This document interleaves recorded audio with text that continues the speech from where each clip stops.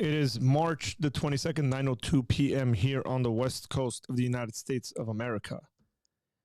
Rainy day, a bit of sun, and I think hopefully we'll overcome the rain. But tonight, we will be having our live reaction time. I hope you're ready for that. Drop a comment below. Let me know what's up, how you doing, so we can say hello.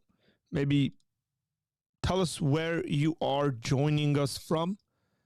I've realized that the audience that we have, although not large,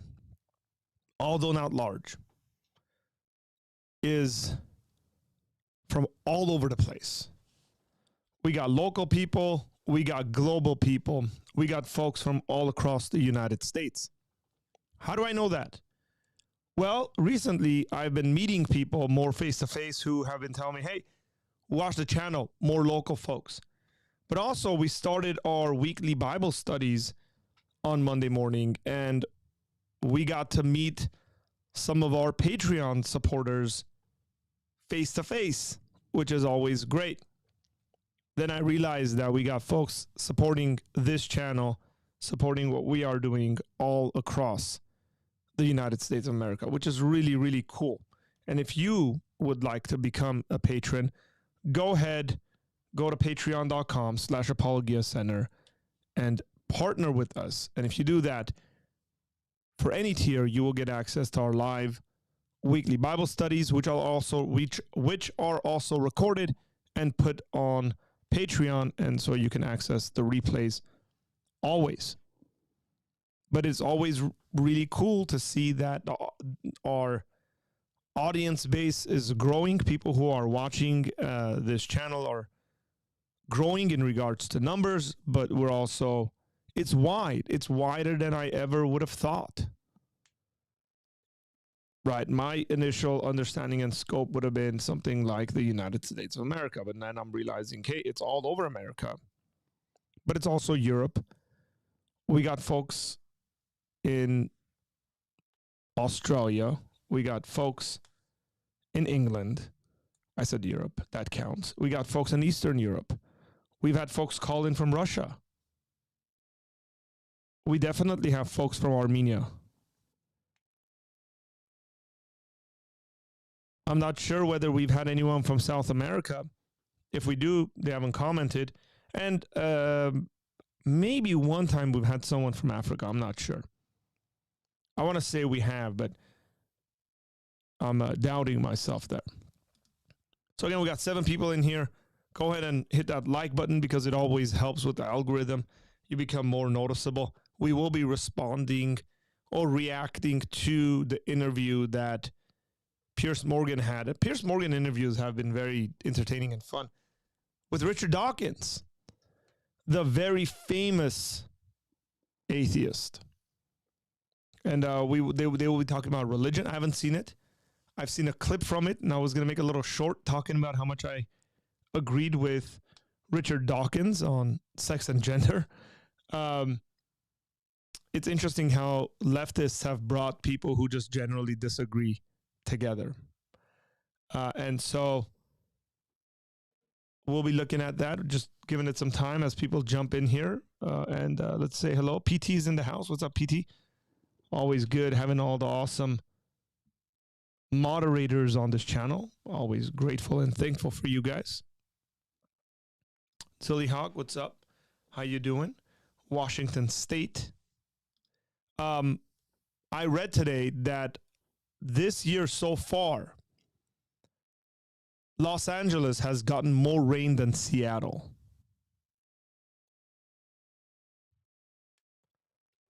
Los Angeles has gotten more rain than Seattle. Maybe that's why all of us LA folks are a bit depressed. That's normal in Seattle. We're used to the sun, guys. We are so used to the sun. I'm like, okay, I'm just done with it, man. I want the sun. I want to see the sun. That's some interesting stuff, isn't it? Interesting data. We've gotten a lot of rain this year, guys. We really have.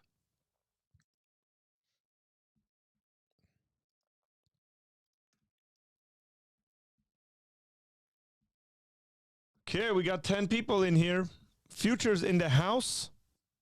Who's about to head to bed? But what's up?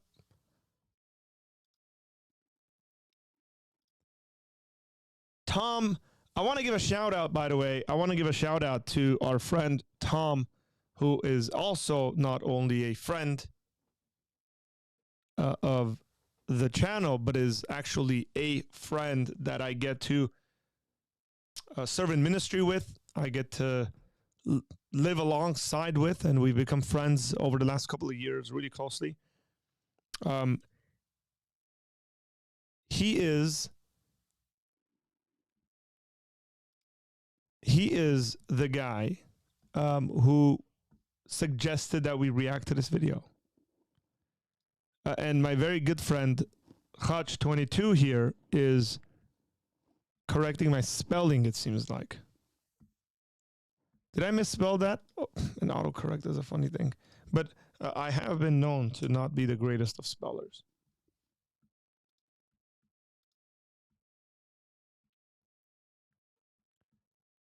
I did put an E at the end. Why? I didn't. That's weird.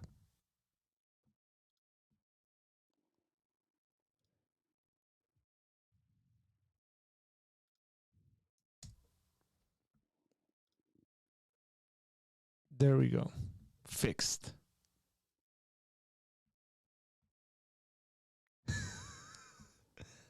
He's a sarcastic fellow, Future. So, Tom, I want to thank you for this suggestion, and we're going to look at it. At first, again, I wanted to do a little short, and I probably will do that tomorrow. Have it a long day today, guys. Just household stuff, long day. But I was going to make a short, just taking a clip from it, but I was told by Tom, hey, beyond that, he pushed them really well. So I said, okay, that's what we'll react to. So without taking too much time, here we go. We're just going to jump into it, ladies and gentlemen. Here's Piers Morgan. We got this on 1.25 the speed. This is Piers Morgan. That is Richard Dawkins. If you're not used to seeing Richard Dawkins this old, you're watching old debates. I don't think he's debated recently, or maybe I just haven't been paying attention to him because his arguments got really old real quick. Okay. Wow, went on a Richard Dawkins binge today, probably about 5 hours straight. Felt like it was 2009 again. Yes, sir. Yes, sir. But this should be interesting because the times have changed. How the times are a-changing, is it not? Where I'm going to agree at least a little bit with Richard Dawkins and Piers Morgan. Isn't that interesting? It's Thursday where I'm at. Hello from the future. Hello, hello. Here we go, ladies and gentlemen.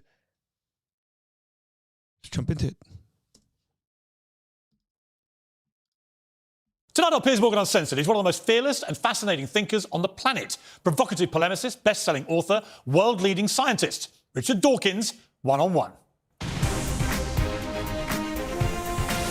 From London, this is Piers Morgan Uncensored. Good evening from London. Welcome. I want my introductions to be like that in the future. With the live from... But I want Tomek to do the introduction. The greatest with the Persian accent. Greatest reaction show in the history of the YouTube. Artur Asadurian, Apologia Center. That's what I want. Hey, Tom, we got to record that. Introduction for Wednesday nights. Yeah? Will you do it? Will you record that? To a special edition of Piers Morgan Uncensored. I'll go head-to-head tonight with one of the most influential intellectuals there is. He's one of the most controversial thinkers on the planet. Biologist, controversialist, world-famous atheist. Richard Dawkins inspired millions by popularising evolutionary biology, but it's his work on religion and morality. Okay, popularizing it. I'm not sure whether I would give him that title, but okay. It's become a lightning rod for controversy. I despise people who believe something without evidence and then go out and take action which damages other people. His 2006 blockbuster, The God Delusion, made him a global face of atheism. What's wrong with It's a bad book. I know it sold a lot of copies, but it's a bad book. in your opinion, with believing in a God, regardless of who the God is? I think it's false. I think that it's a matter of belief without evidence. While his combative style has created fervent admirers and ferocious enemies. To his fans, he's the whip-smart scientist who's waging war for facts over feelings. Science is interesting, and if you don't agree, you can To his critics, he's incendiary, out of touch, and deliberately offensive. Well, tonight, he's here, and he's uncensored. AG1 is so much more than a green spout. Come on now, YouTube. I gotta get that YouTube red stuff, man. I gotta get that YouTube. And Richard Dawkins joins me now. Richard Dawkins, thank you very much indeed for agreeing to appear on Piers Morgan Uncensored. Pleasure. I assume you will be uncensored. Of course. You've never been censored, have you? No. In fact, people have tried to censor you, and we're going to come to a bit of that. By the way, a funny thing, my friend was in London. He was in England. He was doing a little study, and he sent me a picture of Richard Dawkins on a bike, just riding along. That was cool. John Lennox did spank him, Mondo. Hey, welcome, Mondo. He did. John, you know that statement about like facts and sorry, that statement about belief without facts? Well, John Lennox took him on big time when it came to that. Of this cancel culture has even come to your door. What do you make of that? People these days not wanting to hear opinions they don't like. I think it's very sad. I think, especially in universities, where I spent all my life, universities are places where you should be free to speak your mind and listen, even to something that you don't like. And it's very tragic that universities seem to have bought into the idea that if you don't like what you think you're going to hear from somebody, you should shut them up and refuse to let them speak. Yeah, I mean, I find it completely baffling that at a place of education... That's interesting, by the way. My response immediately, right, my thought is, well, would you be in agreement with religious thought being taught, philosophical ideologies being taught that are against atheism, or he just thinks that's like nonsense and shouldn't be taught at all? That, like, again, that's my immediate reaction. I don't know what his opinion on that would be, but that's where I would take that. Where the whole point is to test your own thought processes and to deliberately be exposed to other thoughts. We're now in a place where a lot of students feel they just don't want to hear it. They only want to hear stuff that validates their own opinion. They use this word safe. They want to feel safe. And university is the one place where you should not feel safe. Yes, certainly not intellectually dangerous. safe. Yes, exactly. In terms of thinking. Yes. You know, I just think you want to be constantly challenged and provoked about what you believe and what you think. You want to be even if it's atheism. That's, again, I'm going to take this back, even if it's atheism, because the modern university is full of, especially in certain departments, is full of atheistic or naturalistic atheists. They shouldn't be safe. They should be under scrutiny. Other professors should have the freedom to go after them without having a fear of losing their job. Safe, but yes. Intellectually, you should be challenged. I'm going to come more to this because I think the whole cancel culture, woke kind of world we live in is a fascinatingly disturbing one, and you've got strong views on it. But I want to start, because you're known as one of the world's big thinkers, I want to start with some big theme stuff. And I guess there's no bigger theme than evolution itself. And I think I'd ask a question like this. What do we know now about where we've come from, and what don't we know? OK, we know once you've got a self-replicating entity, which nowadays is DNA, but it wasn't originally, once you've got life started, once natural selection, Darwinian natural selection has got going, then we pretty much understand the 4 billion-year history of what's given rise to us and all other living creatures. We don't know how it started, and that's still a Hey, we appreciate the honesty, Mr. Dawkins. mystery, and it may always be a mystery, because it happened a very long time ago, and... No. Now that's where you're wrong, right? It's not, we don't know how it happened because it was a very long time ago. Well, look, it either happened by naturalistic processes or it didn't happen by naturalistic processes. There's no other option. You either have naturalistic processes that brought it about, the evolutionary process that he's talking about, or it wasn't.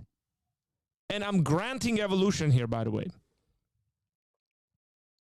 Now, he was honest in that we don't know, but you don't get many choices. It's two choices. It's either naturalistic processes, because he's talking about naturalistic evolution, or it's not. What up, Jeremy? How you doing? Most religious apologists spend their whole life in books, too. What's the difference? There's nothing wrong with spending your whole life in books.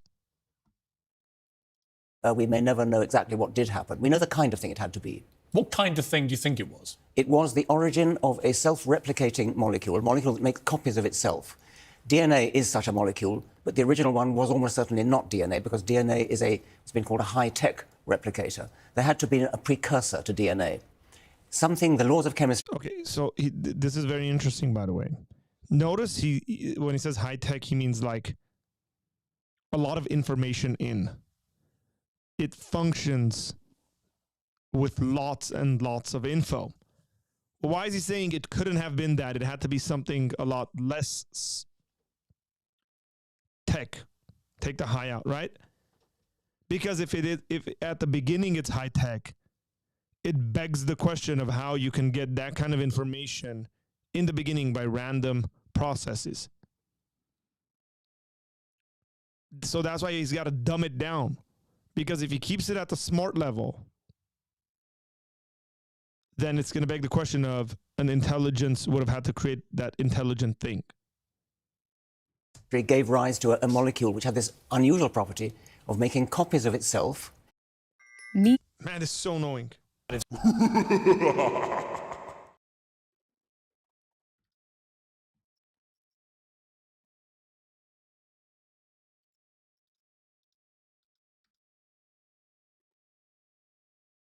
Which mutated, changed in random ways, and that gave rise to competition between rival versions of it, and that gave rise to the whole panoply of life eventually. OK, so I'm a Catholic. I was raised a Catholic, so I'm a religious person, which I know is anathema to you, and we'll come to that.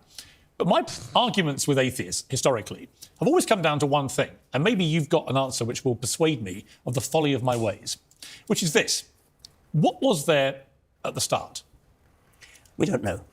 But I don't know, and you don't know. But no human brain, unless you want to correct me, can actually comprehend jumps the gun there, by the way. I don't know, and you don't know. No. You get only a couple of options. It's not an infinite amount of options. It's just a couple of options. It's either naturalism or it's not. Right? No, but it's a fallacy to think that because I don't understand how it happened, therefore God did it. That's not what we're saying. That's a God of the gaps argument, and he does this quite a bit. And atheists of his sort do this quite a bit. We don't know, therefore God did it. That's not what we're saying. We're saying you got two options. And it can't be one because something can't create itself. And that's just weak. Well, no, OK, but I'm prepared to have an open mind about this. Yes. But somebody did. And I just have never met a human brain that can explain to me what happened before, say you go for the Big Bang argument. What was there before? What does nothing look like? Physicists are debating this. I'm not a physicist, but they're debating it. My point is that they don't know, and I don't know, and you don't know, and it doesn't help to postulate a God that did it. But you're certain it's not a God, and yet you admit you don't know. No, I'm certain that it doesn't help to postulate something very complicated at the outset, because what we've got is primeval simplicity, and from that stems everything. And what science does, it starts with simplicity, which is relatively easy to understand, and from that it develops into the whole of the universe and the whole of life. It doesn't help to start with complexity, and a creator has to be complex. But the reason that I subscribe... By the way, it really depends what you mean by complex, philosophically. And Ando's sake, take an intro to philosophy course, Richard. Richard Dawkins tends to think that philosophy is a complete and utter waste of time. That may be why he keeps making very simple philosophical mistakes. But the theory, there must be a more powerful being out there than anything the human race has created. It's because, like I say, a human brain can't comprehend nothingness or what may have come before nothingness. We can't. We're not able to extrapolate what that is, right? I mean, no scientist can explain nothingness, can they? Plausibly. Well, maybe they can't. You'd have to talk to a physicist. But even No, you don't need to talk to a physicist. You need to talk to a philosopher. Once you start telling us what nothingness is, it is no longer nothing. Once something has properties, right, it is no longer, by definition, nothing. So you can't say, go talk to the physicist. As if, by the way, like all physicists agree on this, which they don't. There are many physicists who are Christians, right?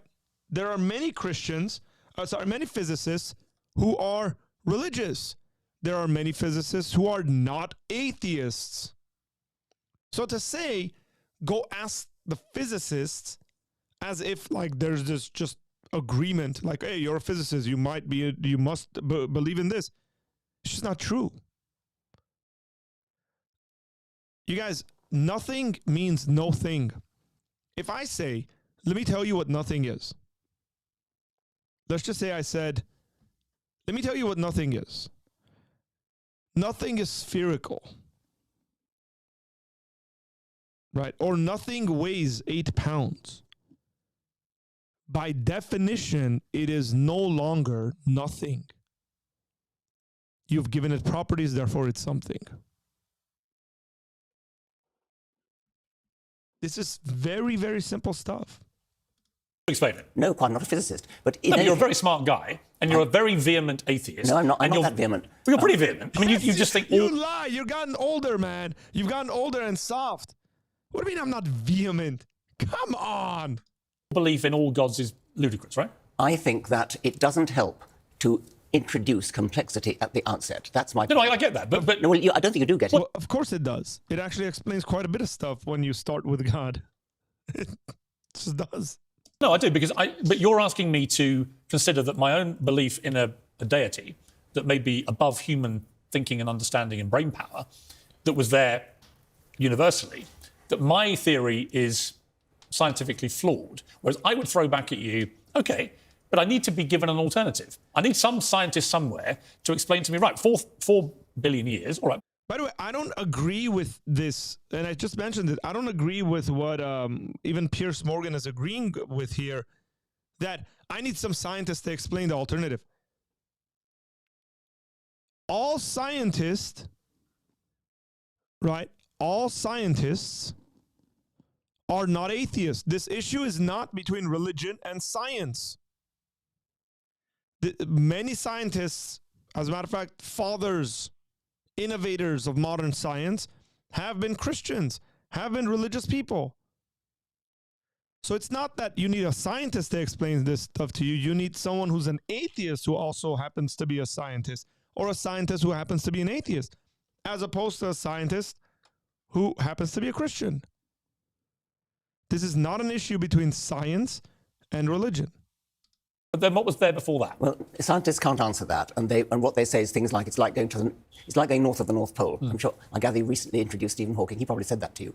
Yeah, he did actually. Yeah. But the point is this: science can explain things starting with simplicity and working up to complexity. No, I get that, but where science can't explain something, i.e., in the case I just gave you, is it not possible that you're all wrong on the atheist side of the argument? We could be all wrong. But what? And you might get a shocking surprise one day when you're no longer with us. You might. And you discover we were right all along. It's possible. You concede it's possible. It's highly unlikely. You don't know that, do you? No, of course I don't. It's highly unlikely, but I don't know it. No. If it's highly unlikely, let me just break some epistemology down for Sir Richard. If you say something is highly likely the case or highly unlikely the case, you can't back it up by saying, I don't know. Because now you're putting a bigger deal of probability on that issue. Like epistemically, it is beyond a reasonable doubt. It's not like at the even point, right? It's not at point 0. So if it's highly unlikely, which would be the negation of that, like if we're looking at it like this, above that, you get Say above that, you get, at the top, certainty, evident. What am I forgetting? Beyond a reasonable doubt. Below that, you get that same train of thought. And if it's highly unlikely at the bottom, that's like beyond a reasonable doubt. So you can't say after that, well, we don't know. It's contradictory. But you need to study epistemology in order to be able to come to that conclusion. Epistemology is the study of knowledge, by the way, for those who aren't aware. Scientists take a pride in admitting what they don't know. And they don't know what happened before the Big Bang. They don't even admit that the word before means anything with respect to the Big Bang. Correct, because it doesn't. Because time came into existence. And it's not a scientist's question, but whatever. Because time came into existence, or at least measurable time, came into existence at the Big Bang. Right? And so therefore, philosophers will use words like logically prior to the Big Bang. Not before, like time-wise, because, it'd be weird for something to come before. Time exists, but logically prior to the Big Bang. That's the sort of language. For someone who's debated a bunch of Christians who've said the exact same stuff I'm saying now, he sure hasn't paid attention. It has to. I mean, well, it doesn't, because that's a naive statement. Physicists will say that you do not have to say there was a time began at the Big Bang, is what some physicists will say. Yeah, but to which I immediately respond with my basic human brain. Well, OK, if time began, when did it begin? Well, quite. And what was there before? Quite. Which is a fairly obvious question. It is a very obvious question. It's too obvious, and physicists will tell you that you're being naive. They're both wrong here. What I just said is the correct position, guys. Yeah, but they don't know why I'm being naive, because they can't provide any actual scientific as you've evidence. just said, the human brain is not capable of grasping Right, that's my point. So Yes. why is it not possible that there is a superior being, power, which many people believe in different It's ways? possible there are different fairies types at the bottom of the garden, and all sorts of things are possible. you can't deny that. Well, except I've never seen fairies in the garden, have you? No, you've never seen God either. No, but you don't know for sure that either doesn't exist. No, I don't know that fairies don't exist. Fairies may be leprechauns, for all I know. Do you accept... Piers Morgan is not doing a really good job here, by the way. Just because he keeps going back to what I would say is a God of the gaps argument. Like, Piers, you're wrong. You shouldn't be doing this, man. We don't say God exists because there is no alternate explanation. We think God exists because there is no other explanation. Plus, we have positive reasons for giving for God's existence. It's a question about. It really comes down to a question of naturalism versus non-naturalism.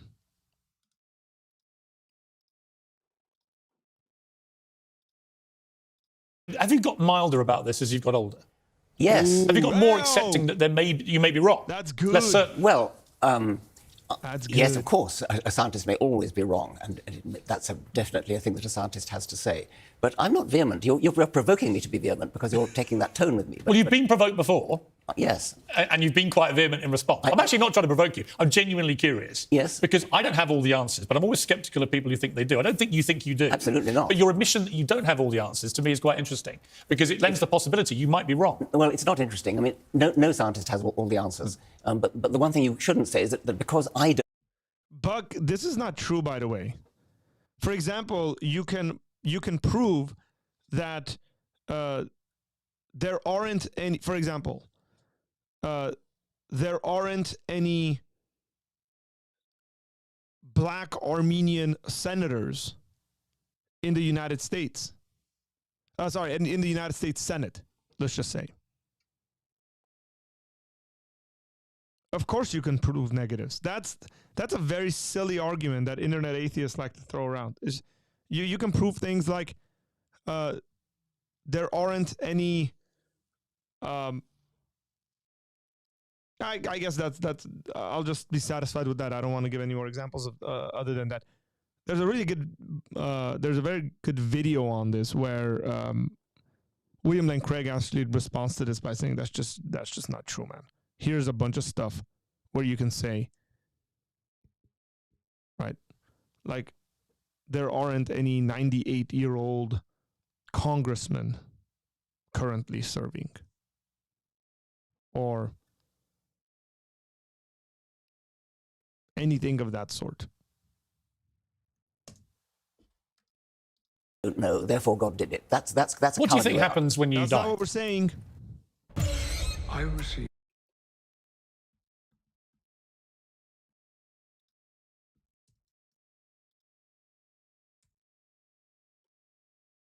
God did it. That's a What do you think cardinal error. happens when you die?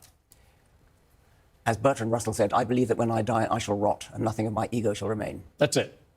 Yes. The end. Nothing. There's nothing else. How could it be otherwise? I mean, you have a brain, an evolved brain, which works by nerve impulses, and when that decays, what could possibly be left? So you don't believe in, for example, a spirit or a soul? Your consciousness, Richard, because you have a huge task on your hands to prove that your brain gives rise to consciousness.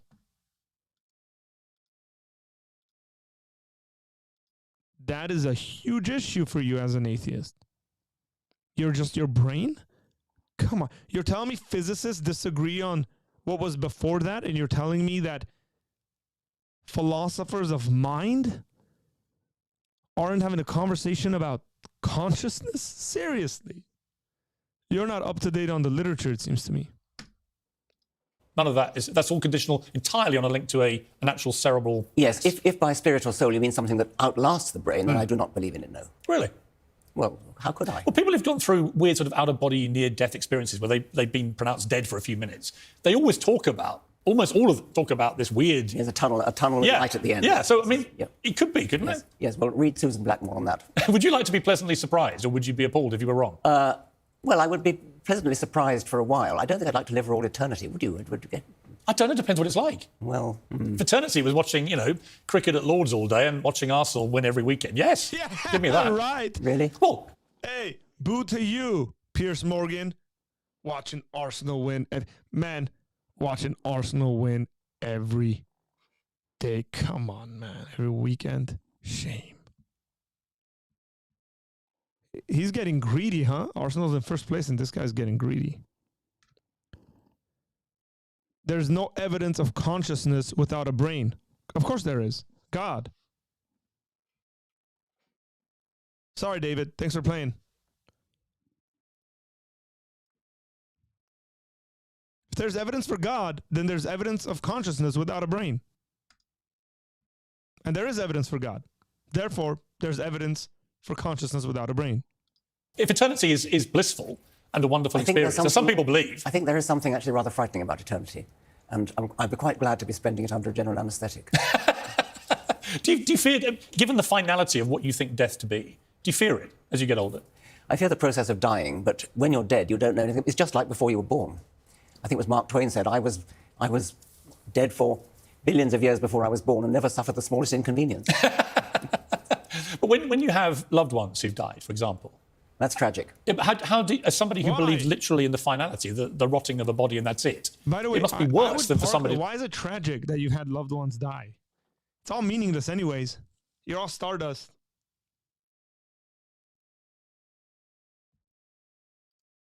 David, I don't believe what you consider evidence for God is tangible, direct evidence. I don't buy your argument that evidence needs to be direct and tangible. Where'd you come up with that one from? With all due respect, it's like, oh, I'm gonna redefine what I mean by evidence, and then therefore the evidence you're providing doesn't fit my category of evidence. Sorry, ain't gonna buy that. Which is fine. You don't have to believe it. You can take it on faith, but that's your decision, man.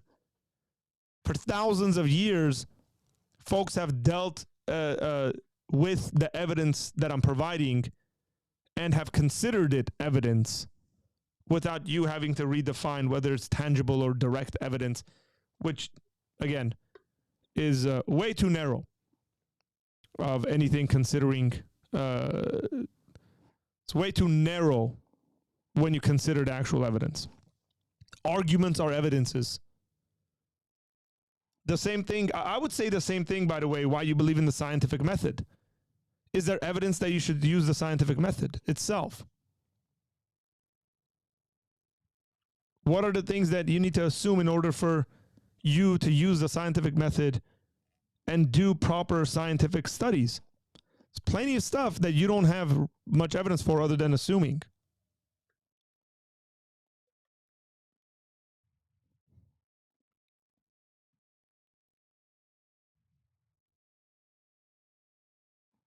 Believe it or not, you can care about the lives of the people you love matter even if they were no God. David, look, man, because you've been on the channel and we've had very friendly discussions. The question for me is not that people actually do care about people. People who don't believe in God actually do care about people. My challenge is they are inconsistent with their worldview. When you make statement, look, you can say it's tragic to me, but you can't say it's tragic as a metaphysical reality. You just can't. You can say, well, it doesn't feel good to me. But if somebody's rejoicing, let's just come up with a story. Say somebody's rejoicing over the death of their mother. They're very happy their mother died. And let's just say their mom wasn't really a very bad person, like a normal, average mom. She's passed away and some guy's rejoicing, throwing a party. He's like, woohoo, my mom's dead. I'm so happy she's dead. And somebody goes, hey, you shouldn't do that. That's tragic. Why not? If Richard Dawkins says, hey, that's tragic, she's passed away. Why should that guy not be doing that? What he would have to conclude is his reaction to his mother's death is equal to Richard Dawkins' reaction to his mother's death, which is tragic. That's it. It's all pointless. On a meta-narrative level, it's all pointless.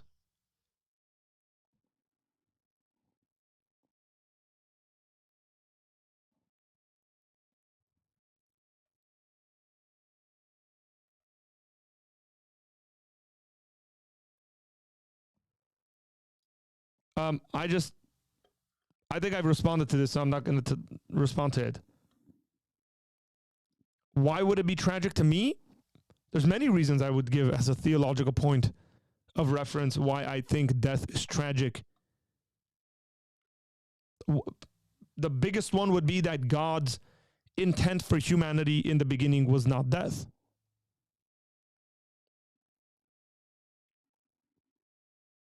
No, listen, I don't care whether you personally would feel like it's tragic to you because you're never going to see them again.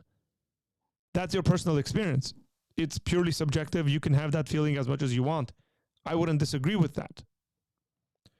My disagreement isn't over whether Richard Dawkins can have an experience of that being tragic to himself. To make what I would say a meta-narrative statement that death is tragic is inconsistent with atheism.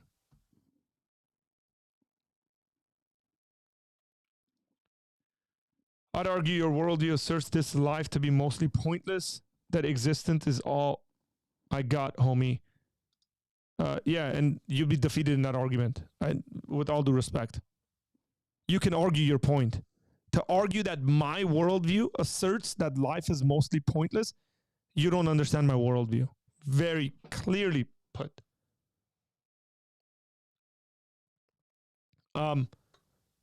Yeah, and this existence is all you have, subjectively. I don't need to think your death is subjective. I don't need to think your death would be tragic. Even if I was very close to you, I don't need to think it's tragic. From an atheistic worldview, there will be nothing wrong over me celebrating the death of a very close loved person. Nothing. I could throw a party when they die and say, this is just the way it goes. We were born by pointless random chance, and you're going to die by pointless random chance. Whoop-de-doo. Whoop-de-doo. It doesn't matter whether Richard Dawkins thinks it's tragic on a grand level. It's not. it might be subjectively tragic to any number of individuals.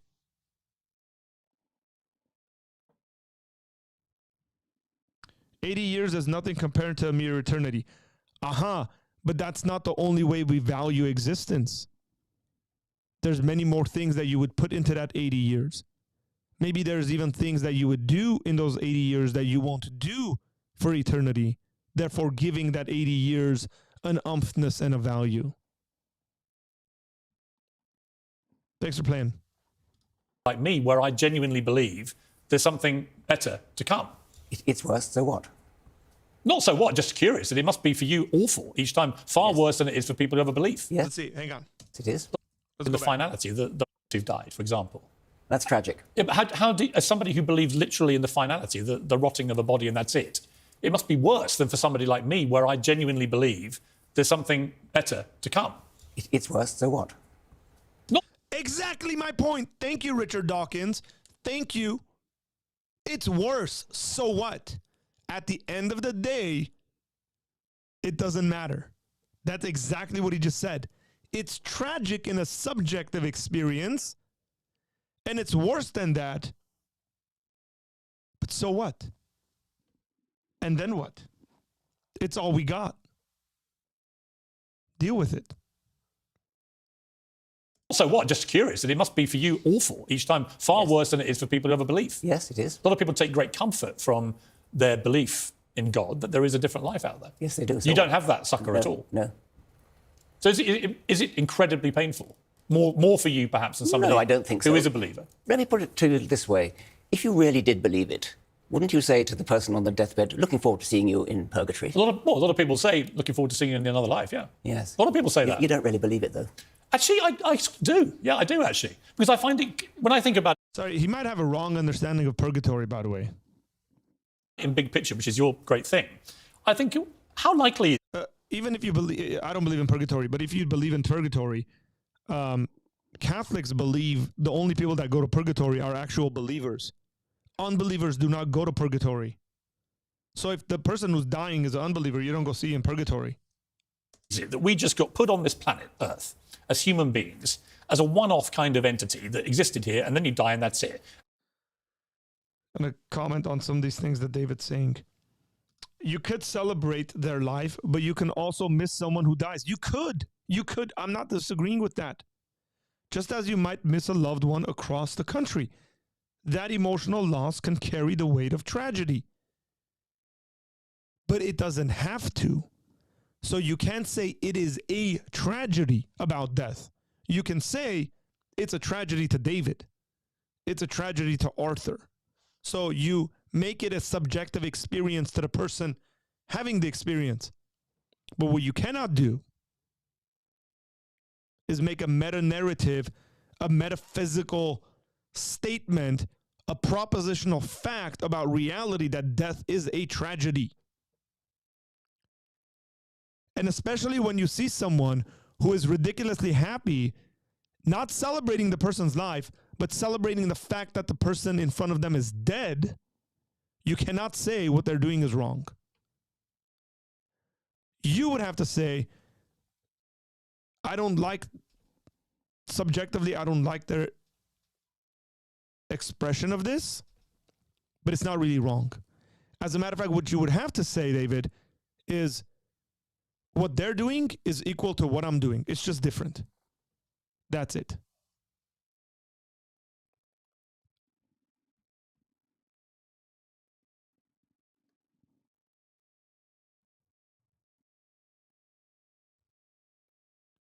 Buck, you keep making these statements that, like,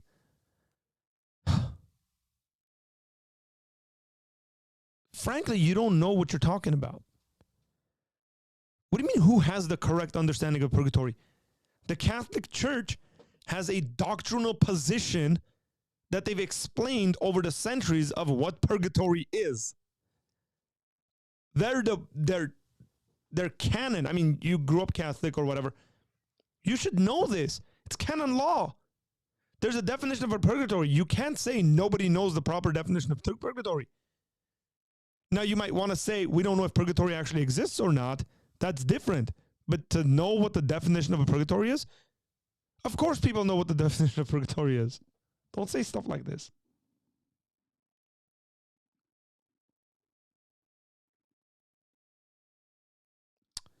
It doesn't matter. It doesn't matter. It doesn't matter whether you think people rarely have individuals dance on their grave. Even if one person did it, you wouldn't be able to say it's wrong. You would have to say it's exactly equal to what you're doing. And you don't know that, by the way. It could be the case that people aren't doing this because it's not socially acceptable. And so our society is oppressing them and their actual real emotions. Inside, they're joyous. They're very happy the person has died. But our society that has been largely dominated by Christian values says you can't do that because it's wrong to do that. So therefore Christianity is oppressing them and not letting them express a true, heartfelt rejoicing and euphoria over the death of a loved one.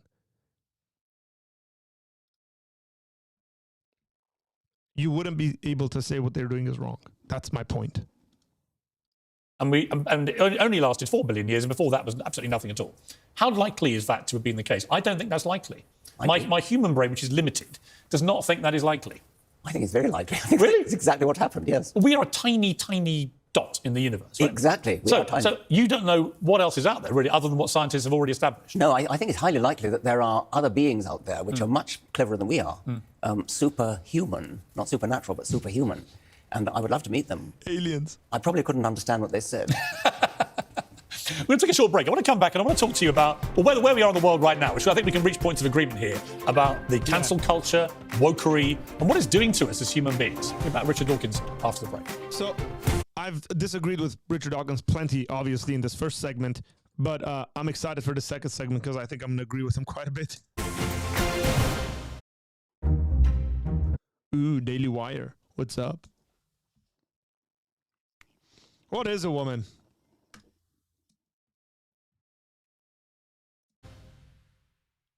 Well,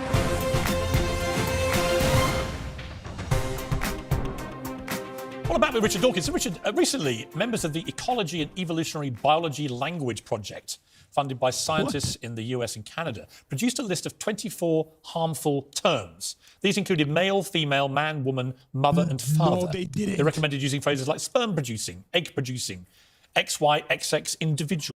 They did not. I didn't know about this. Sperm producing.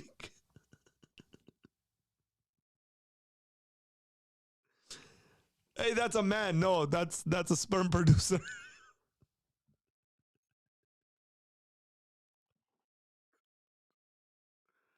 People have seriously lost their minds, man. What kind of nonsense?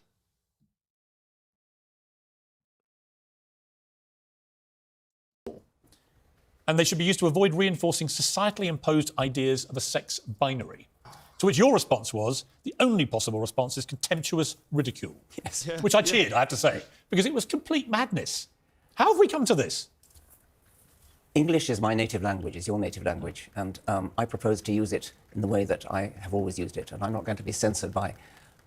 Have you looked at those people? I mean, they look like teenagers. Well, it's just what's extraordinary to me is they want to, what they call degender and neutralise language, but they're doing it from a completely false pretext that you can somehow pretend biology doesn't exist, particularly when it comes to someone's sex. I mean, it's incontrovertible. There's no scientific doubt about this. And yet a small group of people have been quite successful, actually, in reshaping vast swathes of the way society talks and is allowed to talk. It's bullying. And we've seen the way J.K. Rowling has been bullied, Kathleen Stock has been bullied. Hey, he's right, 100%. It's absolute bullying. It's not that they've convinced people. They've bullied people. People are scared to speak their minds because they're scared of being called a bigot or a racist or X, Y, and Z. That's what's really happened. Or flat out, they just canceled them. They've stood up to it, but it's very upsetting the way this tiny minority of people has managed to capture the discourse and to really talk arrant nonsense. What's the answer to it? Science. I mean, there are two sexes.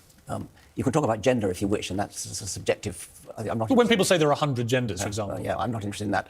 As a biologist, there are two sexes, and that's all there is to it. You had a Humanist Award stripped in 2021 because of your comments about this kind of thing.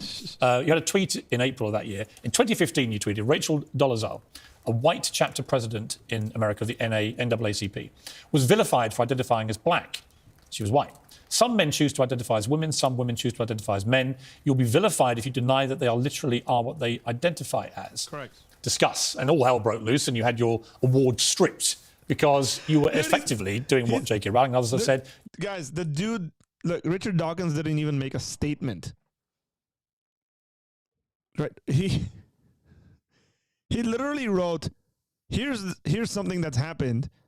He's being a good professor, actually, in this tweet.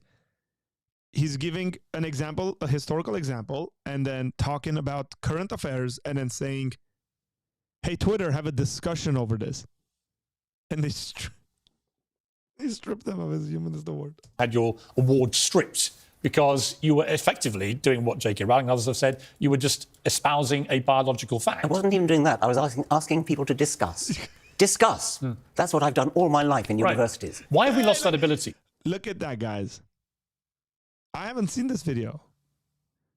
Because, look, when you see a good method of teaching, you recognize it. I love education. I love teaching.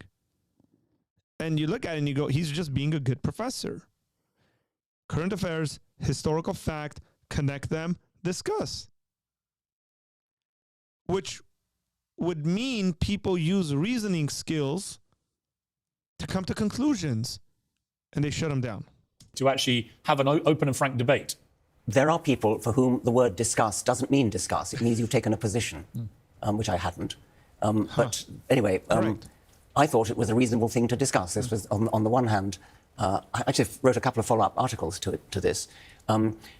Race is actually a much more fluid concept than sex. He's right. For one thing, many people are of mixed race, so they really can be, well, unless you take my position, which is there's only one race, the human race. I know we're talking about ethnicity. But Richard Dawkins really likes a book where the subtitle to the book is The Origin of Species of Most Favored Races. Well, I had my DNA done, for example, Yes.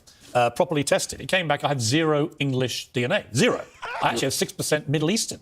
Yes. For example, Yes. right? So that was a shock to me. I had no idea. Yes. A lot of Celt, a lot of Irish and Scottish and Welsh. Yes. But no English whatsoever. Yes. Well, we're all mixed, and therefore it actually is a perfectly reasonable thing for somebody to identify me. as some particular race if they want to. But sex is not like that. Sex really is binary, and therefore it's certainly worth discussing that odd anomaly, which I pointed out in that tweet. I mean, we now have a situation where in women's sport, for example, transgender athletes are destroying women's records and beating women in women's sport, by immeasurable distances. We don't disagree about this. There's no. Right. I mean, it seems to me complete madness, just scientific madness that we're allowing this to happen. It is. One of the problems that scientists have, and we saw this in the COVID pandemic, is that scientists, by definition, they evolve positions according to changing facts. And we saw in the pandemic that originally the perceived scientific wisdom was that masks, for example, would be ineffective in preventing the spread of COVID. Then they changed their mind about that. We were told that the vaccines would stop passing on the virus, and it turned out that wasn't true. We were told, there's been a whole debate, as you know, about where the virus may have started. The belief was from a wet market. Maybe it was from this lab in Wuhan and so on. Those who are anti-science, they leap on these things and they... By the way, I have been meaning to do a DNA test, and I haven't, but I probably will in the future because I'm curious to that stuff. Well, there you go. There you go. Why should we believe or follow the science when they do such dramatic U-turns in a health crisis, for example? What do you say to that? Well, it's true. I mean, science actually does change its mind because I think it was John Maynard Keynes said, when the facts change, I change my mind. What do you do, sir? Yes. And so this all happened in such a hurry. It was all a great rush to produce advice, and there wasn't time to take the normal, balanced look at the evidence. And so naturally, they changed their mind. And it's a virtue of science, actually, that they can change their mind. Scientists can change their mind. What is not a virtue is that social media allows large groups of people to whip each other up into a sort of lava Yes. of self-righteous certainty Yes, about positions, agree. which can actually, in a pandemic, for example, be deadly to people. I quite agree. I mean, if the wrong types of people who are most vulnerable to, say, a COVID virus, if they believe this stuff and don't, for example, get what was pretty extensively seen to be a pretty safe vaccine in most cases, it could kill them. Yes. What do you think about that new phenomenon in society, social media, creating these kind of It is rabbit interesting. holes? It interests me a lot, actually, because there was a time when you could express your opinion by writing a letter to the newspaper, and Yes. chances are it would be not accepted by the Yes. editor. But that was it. That was the only way you could communicate. Now anybody can do it, and so it is actually possible for the sort of people who write graffiti on walls to reach the world if they get the. Do you like social media? No, I don't. On the whole, I use them, but I don't like them Why? because there's a culture of nastiness. There's a culture of hostility, a culture of outright rudeness, which you. And has that always been there, and we're just seeing it manifest itself now Well, because of social media? I'm not Or do you think sure. the very nature of social media whips people up into be something that they're not normally? I think you wouldn't normally actually yell insults to somebody's face if you met them in the street. And that's, in effect, what's going on. It's partly fostered by anonymity. Many people He's right. don't use their own name on social media, and so they call themselves Tinky Winky or something, and therefore they feel they can yell abuse at people without it rebounding on them. Is it more important than ever? He's right, that by the way. lead- I think one of the issues when it comes to social media is that you hide behind an avatar, you hide behind a fake name, and you can just say and do whatever you want to do. And so it's safe. It's actually safe to be a coward. Who I hope you guys understand what I mean here. It's like, so someone who's naturally a coward, let's just say, right? Anonymity, the sort that social media gives people, makes those cowards very aggressive because they can hide and they won't have to face the person in front of them. So suppose that if it was on the street, they would never address that individual that way because that individual might slap them to yesteryear. And so they never say anything like that. But they're on social media, and so therefore they're able to comment. Recently, there was a comment on one of my videos. I posted, and some guy made a comment. And, you know, this shorthand writing, I'm not a big fan, nor do I understand shorthand writing on the internet. So I know like the big ones, but it seems to me that it's just getting dumber and dumber in regards to expression. And so this individual had used one of these shorthand kind of things that I initially read over, and I was like, maybe it's a spelling mistake. I didn't think he was trying to say something by those two letters. And so then I responded because he wrote in quotation, "Is this, what does it mean?" Something like that. And I made a video a while ago called "What Does It Mean?" And I said, I interpreted it as like if he's asking whether I'm the "what does it mean" guy, because that video didn't have my face in it. And I responded by saying, "Glad to be of service." And this guy responded by saying, like, "The F you talking about, man?" Like something like that. And I was like, I wonder if this person would talk to me like that if I was standing next to them. So I responded, kindly to them, and I said, I've made a video on that, you know, what does it mean, that what you put in there? And just the conversation stopped. But again, it was one of those things. It's like, dude, you literally, like, there's no real name. I'm the one that's putting myself out there.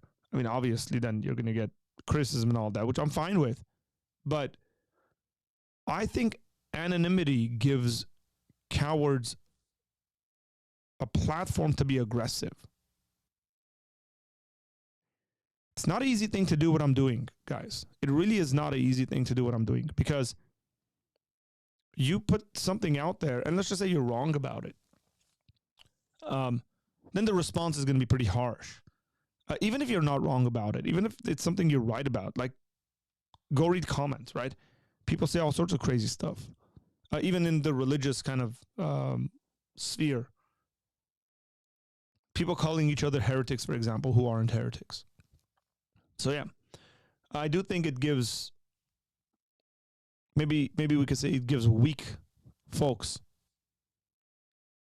and I prefer to use cowards, because I saw that happen with COVID quite a bit.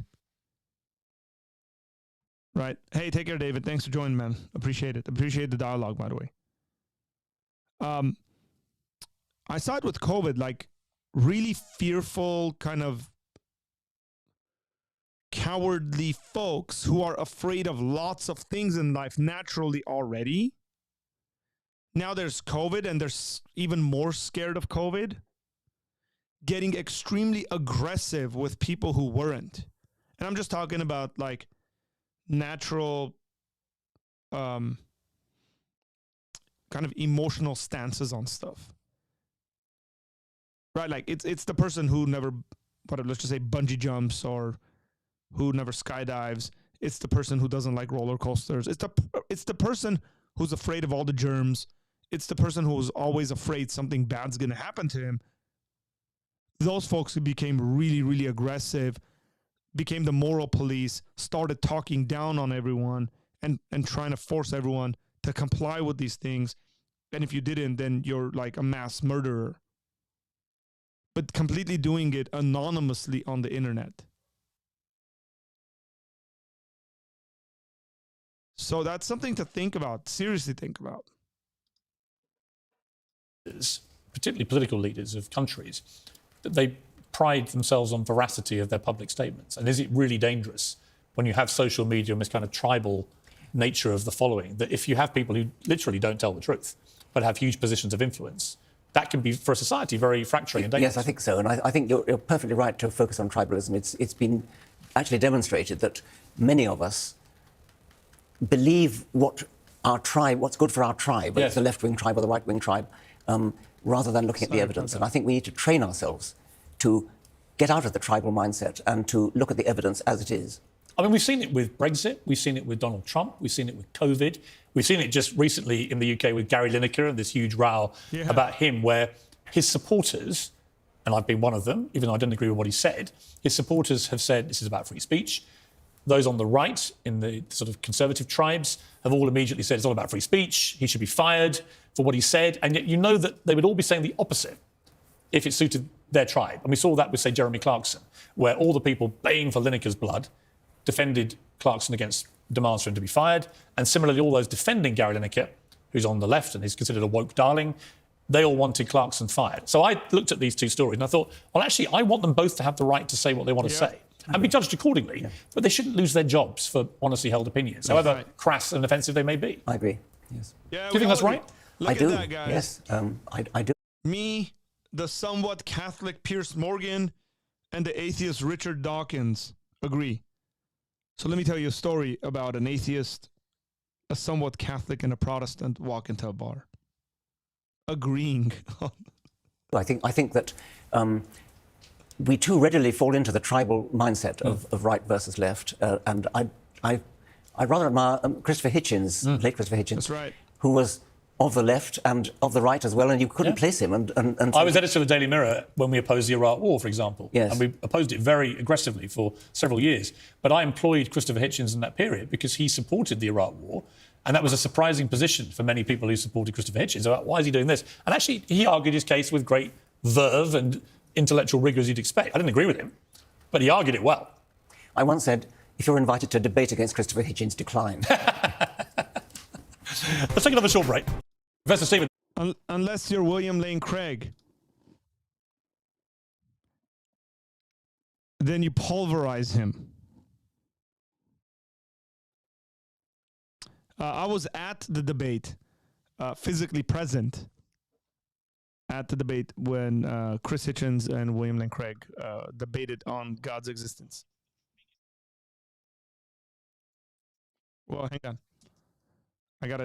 They're going to talk about something interesting here. Decline. Let's take another short break. Professor Stephen Hawking told me shortly before he died that the biggest threat to mankind was artificial intelligence learning how to self-design. I'll play you that clip after the break and get your reaction. Still more from Richard Dawkins.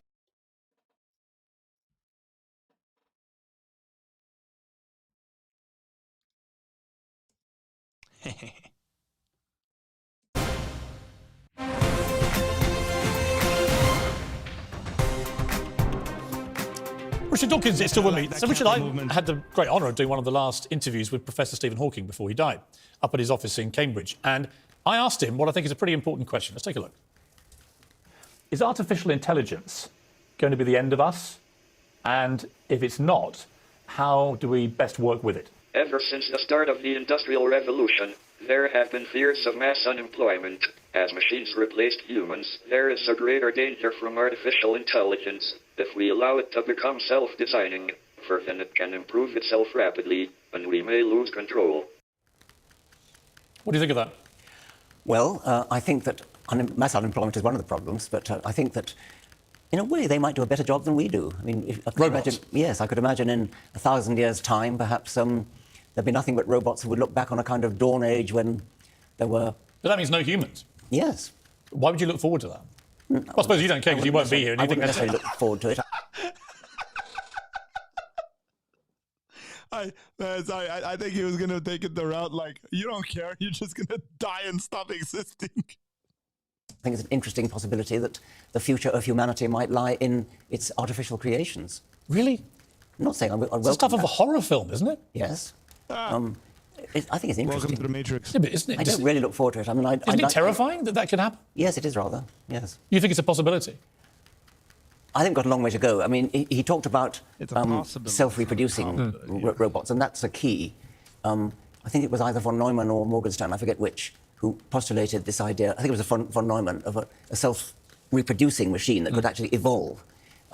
Well, I think we probably are on the threshold of a major breakthrough in artificial intelligence. I'm not that impressed, by the way, with the one that everybody's talking about now called Chat. The Chat GPT? Yeah, I had a go on that. And superficially impressive, but then I happened to mention Helen Spurway, who was the wife of J.B.S. Haldane, the great biologist. And it said, later, Helen Spurway married Richard Dawkins. Which she didn't, presumably. She did not. So it's inaccurate. Yes, and many, many major factual errors of that sort. Yeah. But it's early days. It reminds me a little bit of when they used computers to play chess against the grandmasters, and the grandmasters sent the computer packing. But then the computer got better and better and better, and Yes. now there's no human being who can beat the best computers at chess. That's right, Or yes. even come close. Yes. So you have to assume that this chat thing, AI chat, is going to get progressively better, right? I think the problem is playing chess is one thing because it's a limited domain, and there have been other AIs that have worked on coloured bricks on this table. You know, put the blue one on top of the red one and then knock it over. By the way, this should go in a very interesting way in regards to, or could, we'll see, in regards to consciousness. Because if all consciousness is basically attached to the brain, and it is kind of brought to the surface by the brain, then why can't a highly functioning brain-like thing, a computer mechanism, develop consciousness? What he's talking about here is that there's a limited sphere when it comes to chess in regards to the actions it can take, but sort of unlimited freedom of the will sort of things when it comes to other things, and computers can't do that. I'm assuming he's going to say that. It can do that, but a versatuile AI. So what about a sentient AI is really what I think Hawking was it's talking about. important to know whether it really is sentient, but Turing proposed, the mathematician Alan Turing proposed a test whether you could actually be fooled by it. And you probably will be fooled by Yes. it. I suppose I'm committed to the view that sentience must be, since I know that we have it, I know that I have it, I presume you have it. I think I'm committed to the view as a materialist, it must be in principle possible for a machine to be sentient. He's right. And But Hawking was of the view at the moment. Robert. He's right. He has to be. He has to be. And I appreciate his candor there, that as a materialist, he has to believe that they can gain consciousness. Hawking was of the view, once that happens, it's all over for the human race. Yes. I don't see that it's all over for the human race. It could be. Of course you do. Especially if it was self-reproducing. You yourself compared Trump to Hitler. these Oh, comparisons. did I? Yeah. I would hesitate to compare anybody to Hitler. Well, I think you said, in a way, you said national pride has evil consequences. Prefer pride in humanity. German pride gave us Hitler. American pride gave us Trump. British pride gave us Brexit. If you must have pride, be proud that Homo sapiens could produce a Darwin, Shakespeare, Mandela, Einstein, Beethoven. Yeah. So, Why?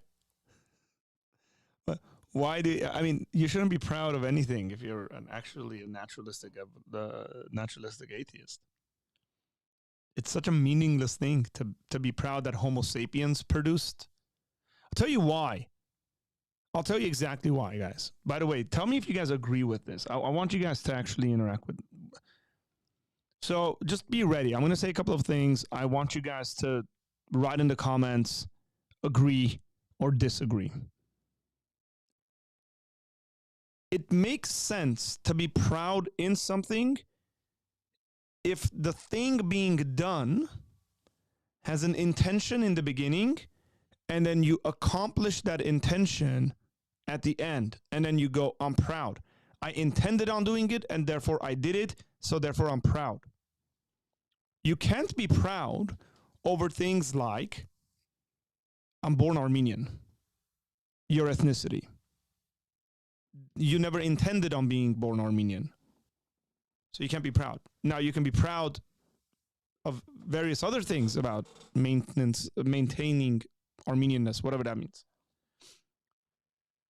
You can't be proud that Homo sapiens produced Darwin, Shakespeare, Mandela, Einstein, and Beethoven. Because Homo sapiens never intended on creating Darwin, Shakespeare, Mandela, Einstein, Beethoven. It's all random chance. You cannot be proud over randomness. It makes absolutely no sense to be proud of randomness. Let me know what you guys think about that. Let's interact on this a little bit because I think that what I'm doing is making a pretty strong point here.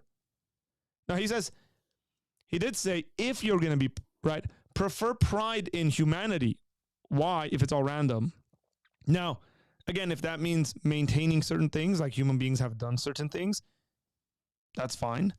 You can have a certain kind of pride in that if you've actually been a productive member of that. But he says, if you must have pride, be proud that Homo sapiens could produce.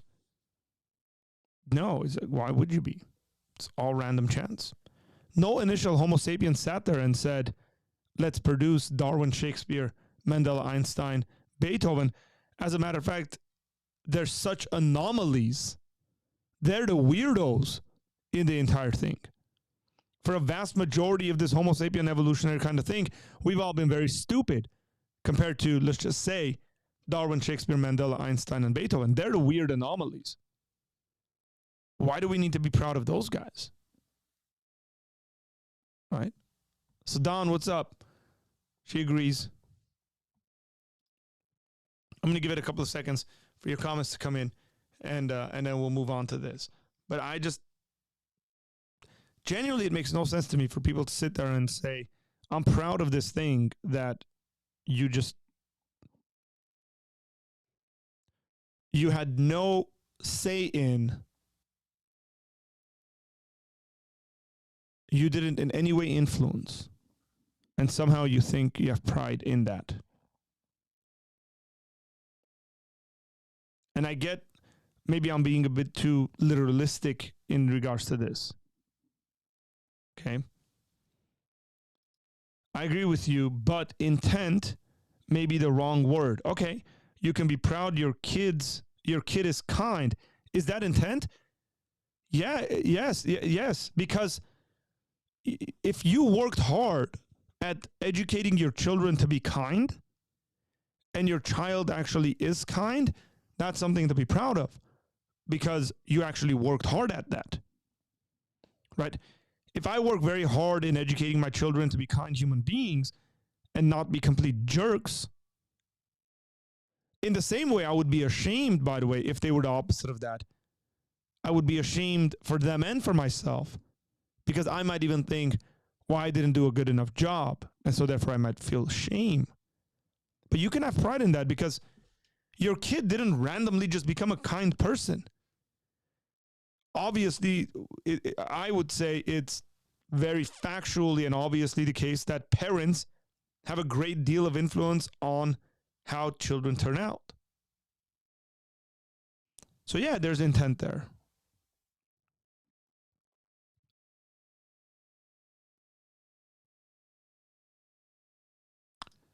Ultimately, everything we do is a chemical reaction, so nothing to be proud of. If we assume atheism is true, yeah, I would agree with that. Okay, moving on.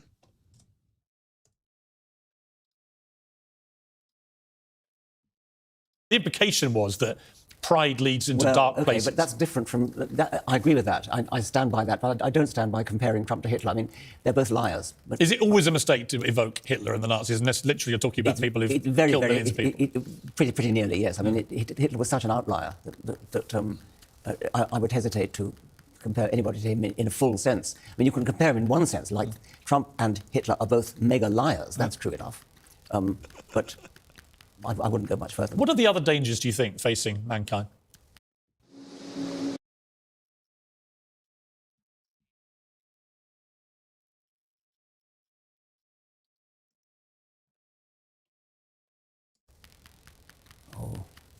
Well, nationalism, national pride. Of the kind that we saw with the Nazis, where they literally want to take over the world. Yes, and in a smaller way, we're seeing it with Putin. Obviously, climate change is one we have to worry about. Artificial intelligence is perhaps another one. You said before that Islam, or fundamentalist Islam, is one of the great threats. I think fundamentalist faith, where you believe absolutely that you're right without any evidence, is a major danger, because that licenses you to do anything. If you really, really sincerely believe that you've got right on your side because God told you, then really I can sort of understand how the Inquisition mind worked and how the modern Islamist... By the way, the key word there is without evidence. Because if you believe you're absolutely right with evidence, then that changes the whole scenario. Because then you have evidence over being right, and you do have a right being right over evidence. Mind. But you're being accused of being an Islamophobe, are you? Or would you be taking the same view of the Christians back in the 16th century? I'm not an Islamophobe. What I'm phobic about is clitoridectomy, of throwing gay people off buildings, banning dancing and music and having fun generally. I'm phobic about all those sorts of things, but that's different from being Islamophobe. Muslims are the biggest victim of Islamism. Yes, they are. I agree, dancing is fun. We should dance. As an Armenian, I'm a proud proponent of my dancing abilities, specifically when it comes to Armenian music. Sometimes, one of my friends said, my son is not a very good dancer. That we'll work on that.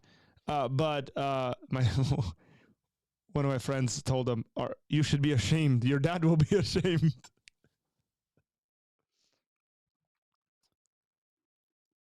Hey, Joel. Yeah, we'll pray for that towards the end of this live. Okay. What up, Justin? There's been a big debate about this ISIS bride, Shamima Begum, whether she should be allowed to come back to this country. Do you have a view about that? I'll not say. You'd rather not say? I haven't studied it enough. That's interesting, because I don't think it's a matter of him studying it. The way he just reacted to that.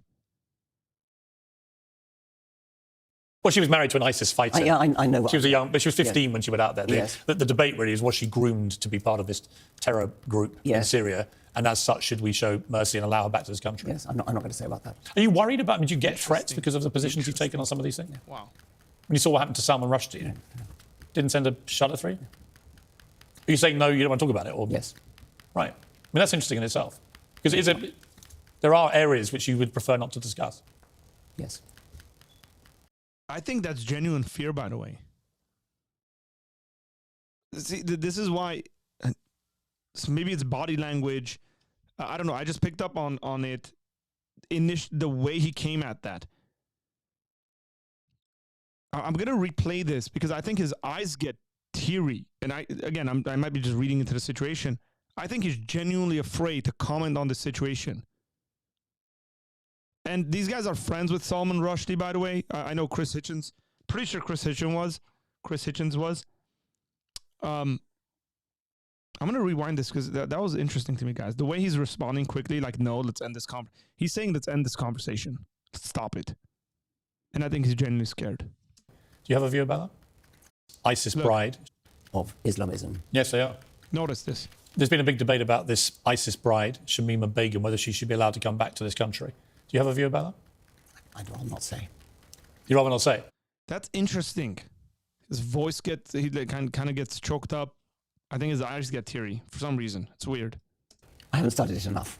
Well, she was married to an ISIS fighter. I know. She was but she was 15 when she went out there. Yes. The debate really is, was she groomed to be part of this terror group in Syria? And as such, should we show mercy and allow her back to this country? Yes, I'm not going to say about that. Are you worried about, do you get threats because of the positions you've taken on some of these things? Yeah. When you saw what happened to Salman Rushdie, didn't send a shudder through you? Are you saying no, you don't want to talk about it? Or? Yes. Right. I mean, that's interesting in itself. Because there are areas which you would prefer not to discuss. Yes. Wow. I should have said that before we started. Yeah. Guys, I genuinely feel for him. I feel bad. Maybe it's because he's an older guy.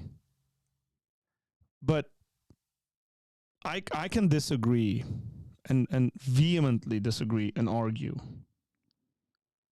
I'd protect his right to say whatever he wants to say. Even if that means him just coming at Christianity, which he does. Fine. It's part of the reason why, out of the entire group of the new atheists, I like Chris Hitchens the most. Really enjoyed listening to him, listened and read his political commentary. To be afraid to say stuff, and you can see the fear. He's not a very good liar, by the way. Richard Dawkins is not a good liar. I think the Richard Dawkins would be pretty easy to play poker against. He's genuinely scared, and that really hurts my heart. I'm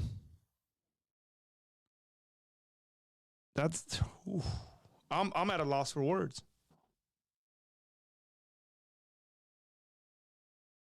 I've watched. You guys don't understand how much footage I've seen of Richard Dawkins debating Christians. Like, I've watched him a lot over the years. Not in recent years, but over the years.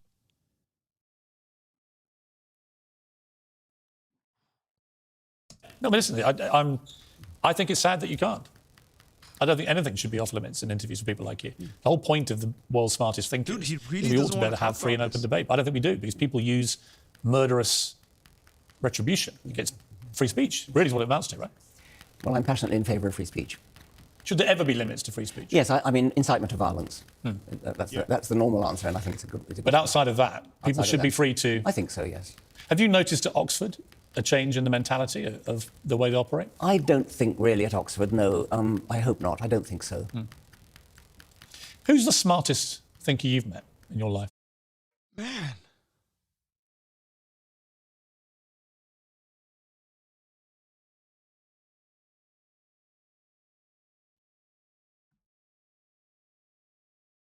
You guys, that's really sad.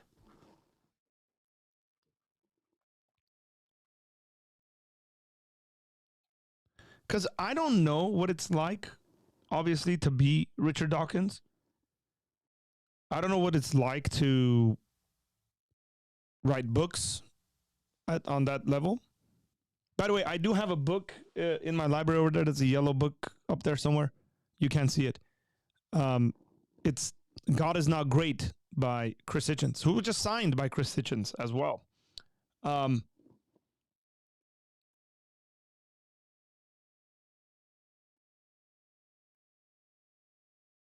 was saying, I don't know what it's like, because these guys make statements and then they get death threats, and people know obviously where they work because he's at Oxford. He's so public. He makes public appearances. He speaks in public places. And just immediately to go, but it's weird because it's, it's specifically that subject that was brought up with that girl, and he just went, not touching this. Like, we should not be having this discussion. As if he knows something and he really doesn't want to go there. I'm presuming here, right? But I'm assuming a bunch of stuff. But it's, again, I think the body language, the voice, him just saying, I should have said that from the beginning. There are things I don't want to talk about. Now, he's an intelligent man. My initial reaction is there must be reasons why you don't want to talk about that. It just can't be, you don't, like the way he tried to throw it off initially, which he was like, I haven't studied enough, I'm not going to make a comment. And then he was like, well, I really don't want to talk about it. That's scary. Oh, gosh. Have you ever had a moment you sat there and gone, my God, this guy is, or this woman is... Oh, many times, yes. You forced me to mention someone, I would say Peter Medawar, Nobel Prize-winning medical scientist. And what was it about his mind that you found so beguiling? He was a brilliant scientist, but also a wonderful wit, a wonderful writer, a wonderful, immensely knowledgeable. People should be free to... I don't think really at Oxford, no. I hope not. I don't think so. Who's the smartest thinker you've met in your life? Oh, gosh. Have you ever had a... That's what I thought he said. He said, oh, gosh. By the way, that's a substitute for oh, God. And he said this before, by the way, in interviews. He slipped up sort of where he said, oh my God. It's hilarious to me. You sat there and gone, my God, this guy is, or this woman is... Oh, many times, yes. He's like, he said, oh my God, this man, this woman. He's like, yeah, many times. I always say, oh my God, this person's so smart. Now, look, I'm not saying Richard Dawkins is a fake atheist. It's just, that's a part of the way he maybe thinks and speaks. It's language. It's just hilarious to me. You forced me to mention someone, I would say Peter Medawar, Nobel Prize-winning medical scientist. And what was it about his mind that you found so beguiling? He was a brilliant scientist, but also a wonderful wit, a wonderful writer, a wonderful, immensely knowledgeable. John Lennox, man. Hugely well-read. What do you hope to achieve? You're 82 now. You're showing no sign of slowing down. You have a new book, Flights of Fancy, Defying Gravity by Design and Evolution, all about flying. You've written 17 books, I think you told me in one of the breaks. So it's a lot. Do you hope to keep writing books, discussing things? I do. Do you have any great unfulfilled ambition? Well, I'm writing a book at the moment. What's it about? It's called The Genetic Book of the Dead. And it's, you want to know what it's about? Yes. Okay. That's cool. Genetic Book of the Dead. That's a clever title, guys. Book of the Dead, Genetic Book of the Dead. I'm guessing it has to do with like biological ancestry. Well, if you look at a camouflaged animal like a lizard in the desert, it's got its environment painted on its back. It's got stones and sand and things. Actually, it's the ancestral environment that's painted on its back because it's natural selection of its ancestors that did that. And my point is that is not just skin deep. The whole of the animal, every single little tiny detail of the animal in its interior of every cell will be as precisely a record of ancestral environment as the skin is. So the animal is a description of the worlds in which its ancestors lived. Fascinating. I want to come back and ask you... That's interesting. If he takes that and applies it to kind of a larger scale human sort of thing, then I think Alvin Plantinga's argument against his evolutionary argument or naturalistic argument against evolution, his naturalistic argument against evolution, that were truth-finding sort of things would go against it, because I would say our ancestors were not curious about truth-finding, and we are. One simple question. What is the question that you, Richard Dawkins, would like to have answered before you die? If God exists. Answer up. Hold your answer after the break. God's existence. Did Jesus come back from the dead? Is what Richard Dawkins would want to know. I'm curious here.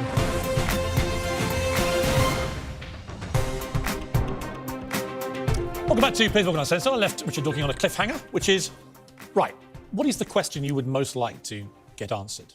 I think it is there extraterrestrial intelligence? I think I would like to be visited by, well, I will never be visited by actual bodies, I think, but visited by radio waves from another star system. Do you believe it exists? Yes. I'm not totally confident, but if I By the way, he believes that it exists. I want to know based on what evidence and not conjecture. It can't be, well, we exist. It must be that they exist as well. And if the evidence for that is weaker than the evidence for God, man, I'm on fire. You guys, because I think there's a good argument developing here. Okay. If he believes that extraterrestrial life exists, I want to know the evidences for that because he believes it positively.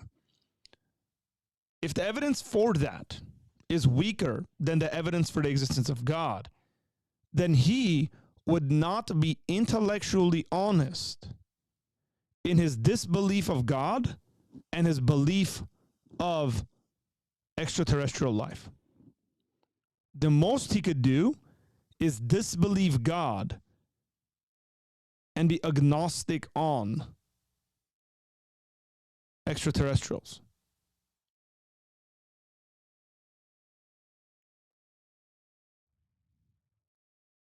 Carl Sagan once said he didn't know, and so he was pressed to say, well, what's your gut feeling? And he said, well, I try not to think with my gut. But yes, I think statistically the odds must be that there is. It might be quite rare, let's say maybe only 1 billion instances in the universe, and that's very rare indeed because the number of possible planets is something like 10 to the 22. So 1 billion would be very rare, so rare we might never encounter it. What else would you love to know? Origin of life, the origin of the universe, consciousness. If I Look at that. He wants to know about consciousness. I wonder why.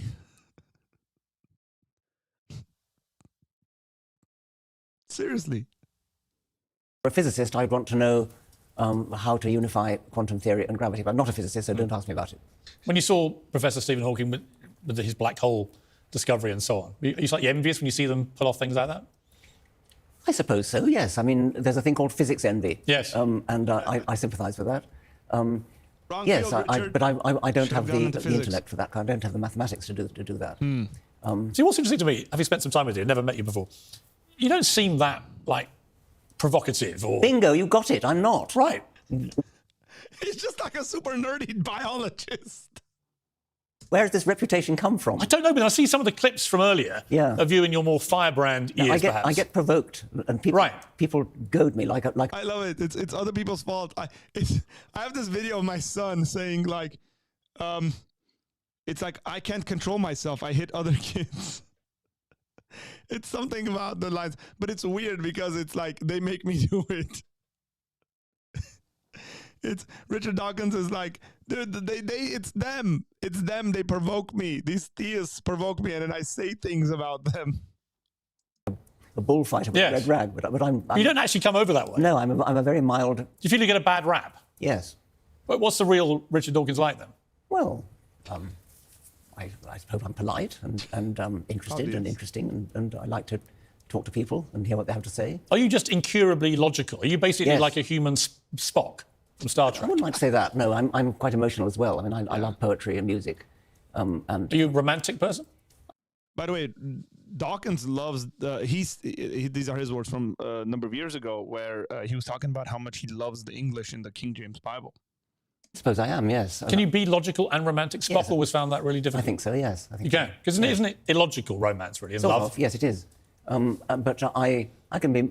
You guys should read The Fallacy of Love. It's online. It's free. Just download it and read it. It's a really, really fun thought experiment / story about logical fallacies. And you learn quite a bit of logical fallacies reading it. And it's just a really fun story. Moved to tears by music or poetry. Do you have a political allegiance to a party? Well, I voted Lib Dem most of my life. Some would say that's a weird religion. Well, I don't feel very strongly about it. I mean, I don't. I'm not a zealot. Does some of your sort of logical thinking, and this may be one of the reasons you get a sort of controversial rap. I was looking into what you've said, for example, there's outraged feminists over the years, and it's quite interesting because you've said, for example, date rape is bad, stranger rape at knife point is worse, mild paedophilia is bad, violent paedophilia is worse. If you think that's an endorsement of mild paedophilia, go away and learn how to think. Pure logic. Right. I understand the logical thinking. Yes. But I also understand why a feminist would think, what the hell are you talking about? Rape is rape. It doesn't matter whether it's date rape or knife point rape. Yeah, I mean, I think that's so illogical because What it means is that, I mean, I had a friend who was actually raped in Africa. 3 men pounced on her in a dark alley, and 2 of them held her down while they took turns to rape her. Now, that seems to me to be a different order of magnitude to a boyfriend who gets drunk and goes too far. And it seems to me that it's absolute nonsense to say that there's just rape is rape is rape. Of course there are. It's like saying a pickpocket who steals a quid from your pocket is like a bank robber who there are clearly degrees of... Well, in a way, but I would counter and say, I can see your logical mind thinking that. But actually, if you steal £1 or £1 million, you're a thief. If you kill someone, you're a murderer. It doesn't matter how you kill them. And if you're a rapist, you are a rapist. And I can understand why feminists would say, well, hang on, who are you to decide which is more invasive to a woman on a scale of violence, for example? Actually went on, my next tweet was, stranger rape is bad, date rape is worse. If you think that's an endorsement of stranger rape, go away and think and learn how to think.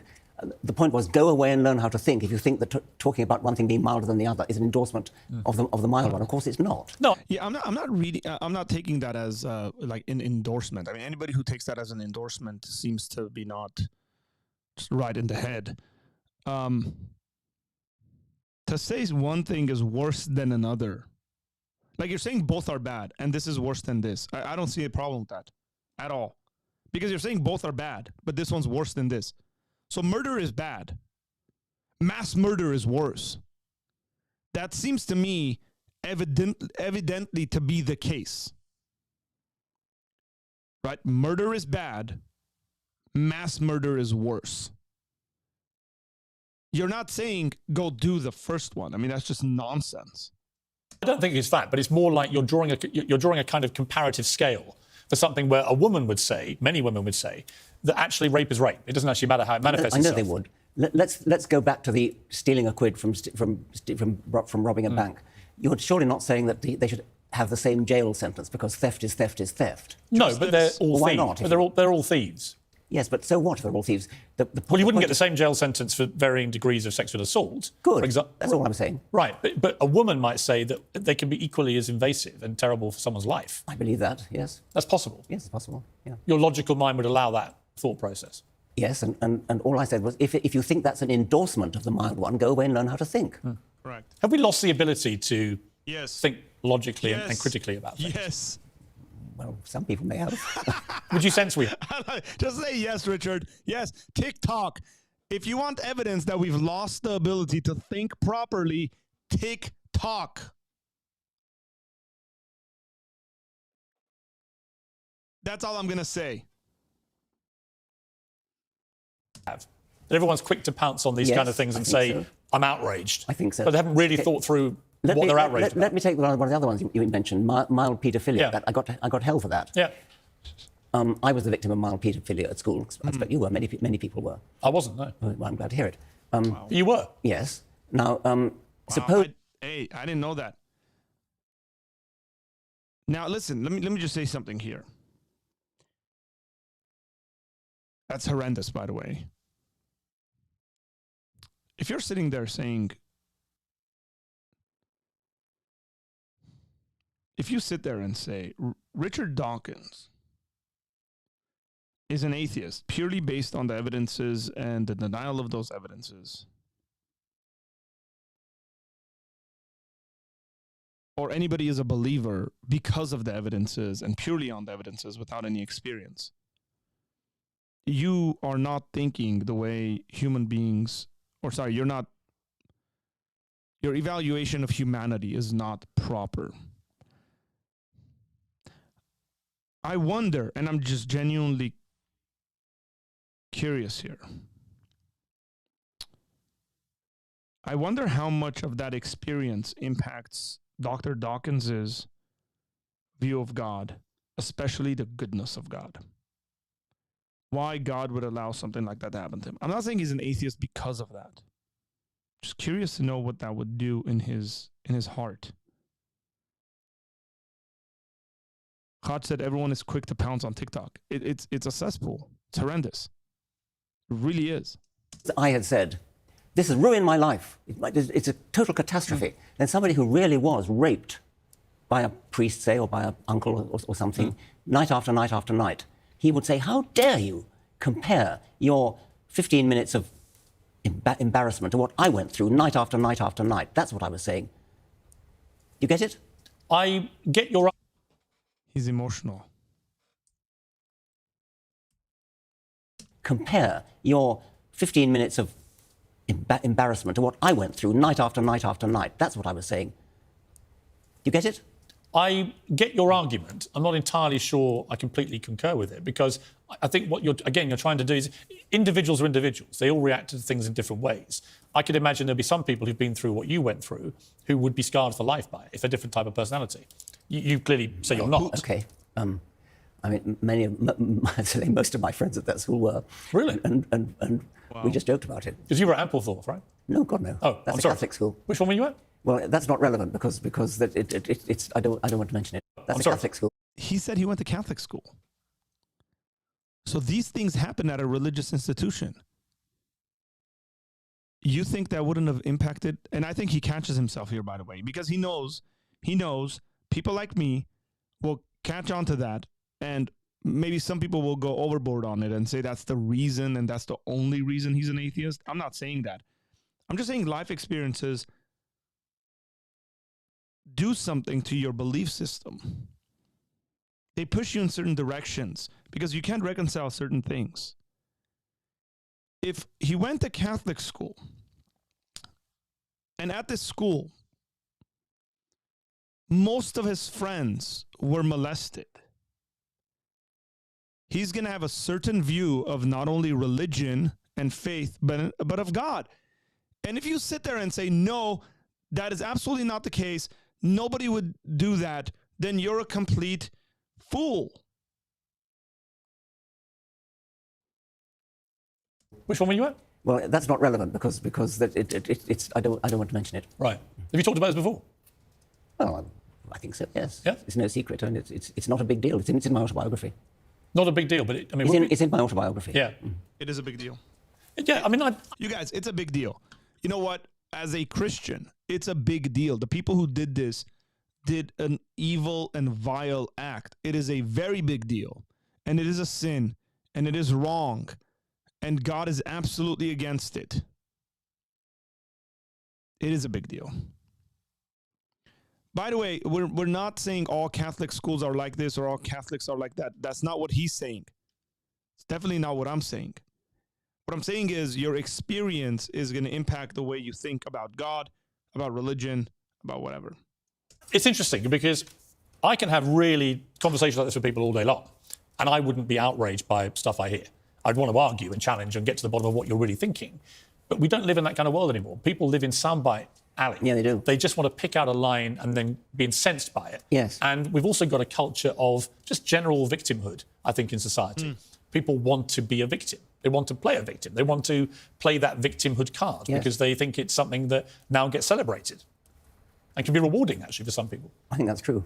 That's different to how society used to be. I think that's true, yes. Are we going the wrong way? Yes. Well, if you're right, yes. Do you think I'm right? I think you probably are. You know who Dr. Spock is, right?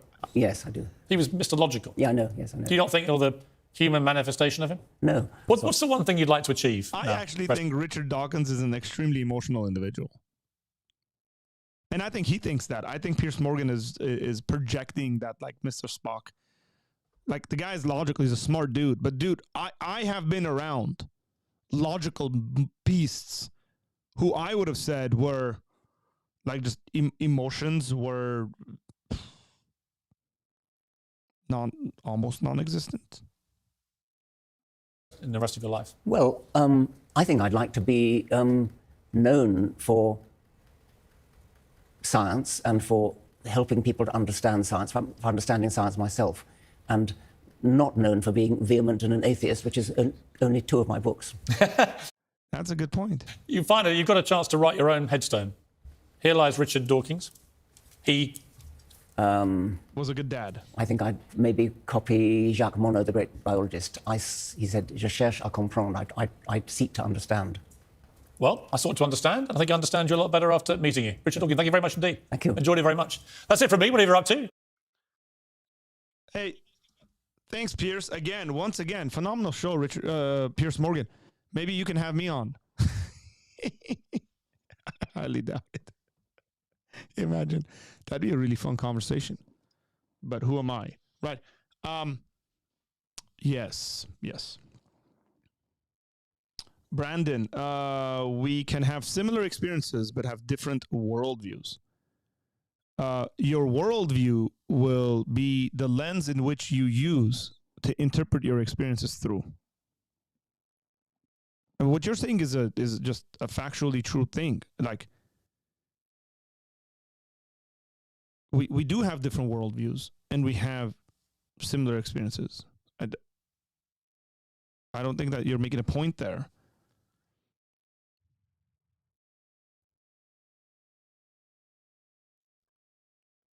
Is it true that Piers converted to Christianity? Piers said in the interview earlier on in the beginning, he said that he grew up Catholic, and it seems like he's just holding to this, this ideology. I don't know whether he would consider himself to be a very orthodox Catholic individual, like practicing Catholic individual. I don't think he would. Don, I'm very sorry about that. I don't know. I didn't know that about Dawkins. I didn't know about Dawkins either, Jeremy. I feel convicted for not having a softer heart for him. Yeah, so, I don't know whether I feel convicted, but the older people get, the more I have a softer heart for them, because I just see like frail old people, and I realize I'm going to be a frail old person as well. So, especially like my heroes in the faith, especially in the faith, seeing them like be up there in age and just have maybe issues remembering things or moving or just like slower. Yeah, I think I've become softer the older I've gotten.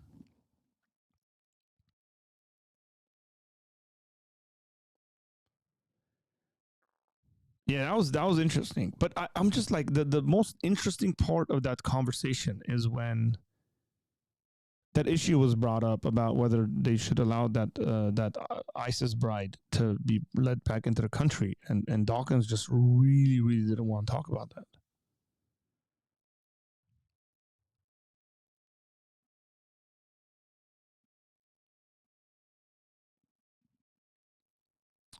That's his view of Christianity through the lens of hypocrites. Well, I don't want to say that's his view. Like, that's just like, that has impacted him so much, because he might say, no, it hasn't. It wasn't that big of a deal. It happened to most of us. That's just the sort of thing we lived through. I've gotten over it, X, Y, and Z. I'm just not naive enough to think that people are these cerebral machines that make decisions purely because you put inputs and get outputs. I don't think that's how knowledge works. Definitely not Spock's. For sure not Spock's. So, but at the very least, I would say it would have had an impact on him, probably in his earlier years, more so. Is there a difference between believe that and believe that there is a good case for? And which would we apply in regards to the evidence of Christ's resurrection? Is there a difference between believe that's the case, like believe that the resurrection happened, would be that example, and believe that there is a good case for? Well, yeah, look, of course there is. Because one, you're saying, I believe that happened. The other one, you're saying, I believe, and you can /think, that there's a good case for that, but I'm not convinced by that case just yet. Or you could say, I believe that, and I believe that there is a good case for it. So, yes, there is a difference, which would be applied in regards to Christ's resurrection. Both. I think there's good evidence, and, I mean, at least personally for me, I believe that the resurrection happened. So, very good question. As a matter of fact, very good question, and that's a very good question to end on. But I'm not going to end the stream just yet, because I want to talk a little bit about Patreon and how you can support us. If you go to patreon.com/Apologia Center, become a supporter of any tier. It starts at $5. and you will get access to our weekly Bible studies. One of the things that you also get access to in the higher tiers is you get access to a e-course that I taught on philosophy and apologetics, and you get access to all the e-courses that I'll be teaching. As a matter of fact, I'm planning an e-course right now on genres of the Bible. But we would love your support because we want to hit 50 supporters on Patreon by the end of the year. That's a goal we've set, and we want to get there. So go ahead and visit that. But I also want to end not just talking about Patreon, but Jewel said that she's in conversation with someone who is fasting for Ramadan, and they're talking about Jesus. And so we want to pray for this individual, that God would reveal himself to this individual.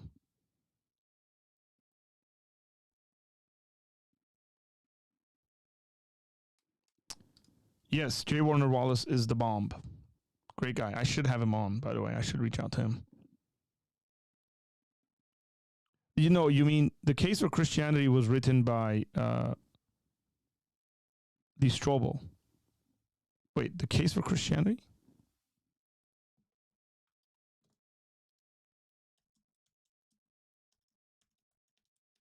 Case for Christ was written by Lee Strobel. The Case for Christianity is written by Lee Strobel as well, by the way.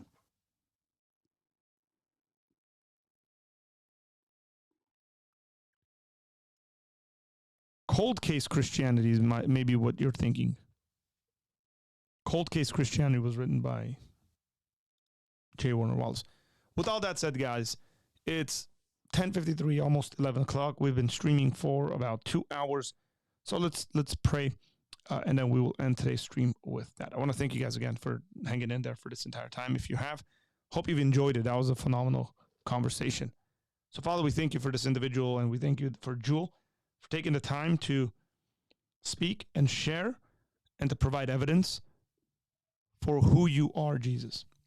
And so, as this individual is in this state of fasting, and we realize that many times you reveal yourself to folks through dreams, visions, we ask that you would do something similar in this case. Give wisdom to Jewel as she shares about you, Jesus, that you are more than just a prophet. We thank you, oh God, in Jesus' name. Amen. I think that's a pretty good note to end this on. Jewel, keep doing what you're doing. Well done. The rest of us, continue doing what you're doing. If you're not evangelizing and sharing your faith, you should be. That's the reason why channels like this exist. That's the reason why my channel exists, because I want to be able to have an impact on folks to be better evangelists, to give proper arguments for the Christian worldview. With all that said, God bless you guys. I will see you guys tomorrow. No guest, but we'll have some folks call in. So I'll see you guys tomorrow at 1 p.m. West Coast time. Take care, and God bless.